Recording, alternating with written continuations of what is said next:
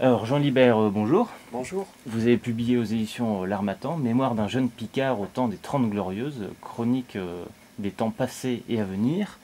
Alors tout d'abord, avant de rentrer dans le vif du sujet et de parler du livre, est-ce que vous pouvez vous présenter juste voilà, en quelques Oui, secondes? bah écoutez, je suis enseignant, j'ai grandi en Picardie, donc là il n'y a pas de hasard sur le titre du bouquin. Et puis j'ai aussi travaillé beaucoup pour un mouvement d'éducation populaire qui s'appelle la Ligue de l'enseignement. Et on dira que c'est fort inspiré de l'éducation populaire, mon travail, quoi, voilà. Merci beaucoup.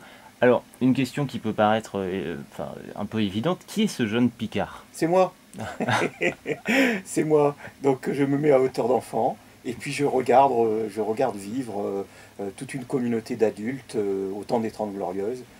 On parle peu des Trente Glorieuses puisque il n'y a pas de guerre, hein, on sort de la guerre d'Algérie, il n'y a pas de miracle, ben moi je découvre étant enfant toutes sortes de héros, les héros qui ont fait l'IVG, qui sont allés jusqu'en 80 avec l'abolition de la peine de mort, donc des gens autour de moi engagés, qui ne se rendent pas compte que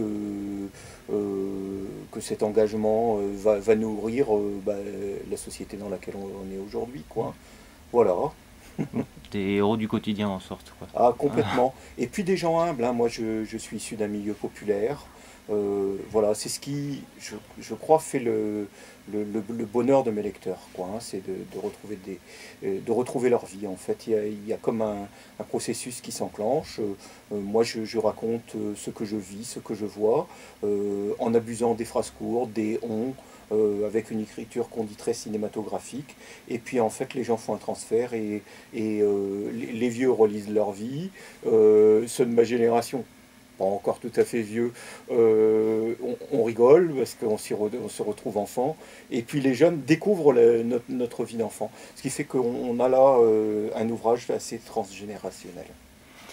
Alors justement, à partir de quelle source avez-vous travaillé? Est-ce que c'est vos souvenirs principalement? Est-ce qu'il y avait des écrits de vous, jeune enfant, peut-être? Non, Ou non. textes Alors, de vos parents? Ou de... comment vraiment, j'ai fait un énorme travail de mémoire. Donc, j'ai clairement un gros souci de santé qui m'a fait vivre allongé pendant des mois, hein.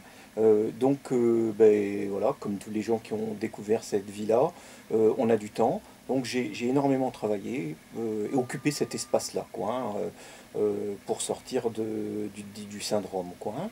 Euh, Ensuite, j'ai écouté, j'ai enquêté.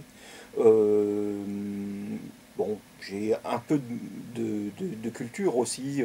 Je parlais cinéma, je parle littérature, etc.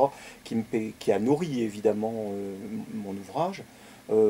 Enfin, parce que j'écrivais au départ sur les réseaux sociaux, j'ai été très vite découvert et les gens vraiment ont adhéré au travail. Il y a eu un blog qui a été énormément visité sur tous les continents d'ailleurs.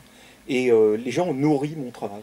Il y a eu une forme d'échange, c'est-à-dire que certains se rappelaient d'un certain nombre de choses et qui m'ont permis, moi, de construire aussi avec la mémoire des uns et des autres. Ouais, ça, c'était aussi très intéressant, en fait, d'un ouvrage qui s'est co-construit, quoi. J'ai parlé d'éducation populaire, c'est pas surprenant, je parle de co-construction, enfin de voilà. la... Oui, une Ouais, sorte de mémoire ouais. assemblée. Voilà, on a dit de mon livre que j'écrivais au singulier universel, c'est gentil, hein.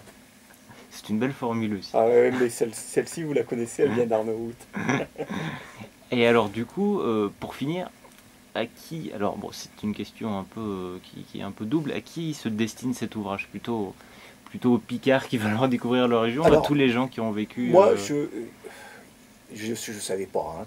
Quand j'ai écrit ça, je me suis fait plaisir. J'ai voulu réveiller les mémoires. On n'est pas dans la nostalgie, enfin on est dans la nostalgie bien sûr, mais une nostalgie qui voudrait, on a dit chronique, d'hier et à venir, quoi, hein. Donc c'est de dire, par exemple, j'ai réalisé que ma grand-mère, elle était écolo alors que le mot n'existait pas encore. Voilà. Et je le décline sous ah mince, je le décline sous toutes sortes de thématiques, ça. pas seulement la question de l'écologie, la question de la gestion du temps, enfin, et de son rapport, du rapport au temps, la question du rapport aux politiques, du rapport aux religieux, etc.